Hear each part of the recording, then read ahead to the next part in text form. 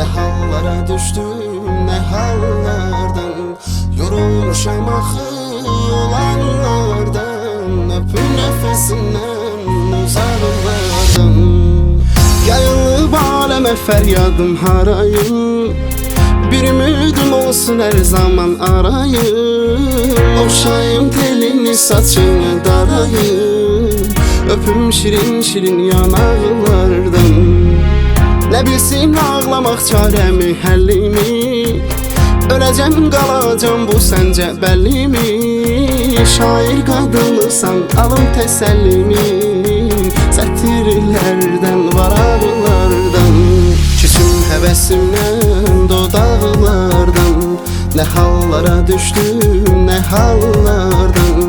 Yorulmuşam axı olanlardan. Öpün nefesindən uzaklardan.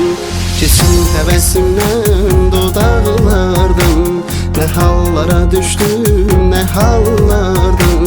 Yorulmuşam axı olanlardan. Öpün nefesindən uzaklardan.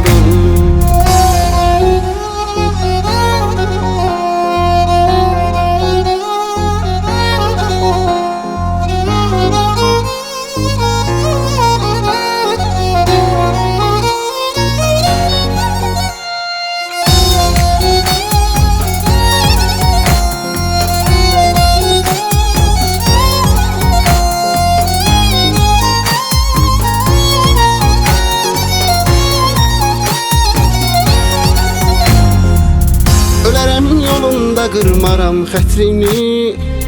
Adınla bəzədim şeirimin sətrini. Evimsən sən axı, alıram mətrini. Saçına toxunmuş daraqlardan. Bir sor ömrün mənsiz sən tək necə qaldın.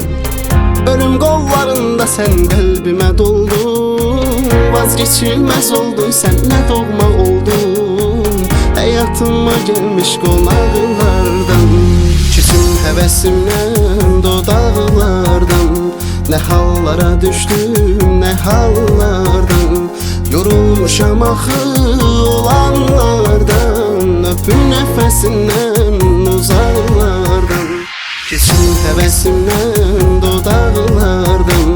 Ne hallara düştüm, ne hallardan.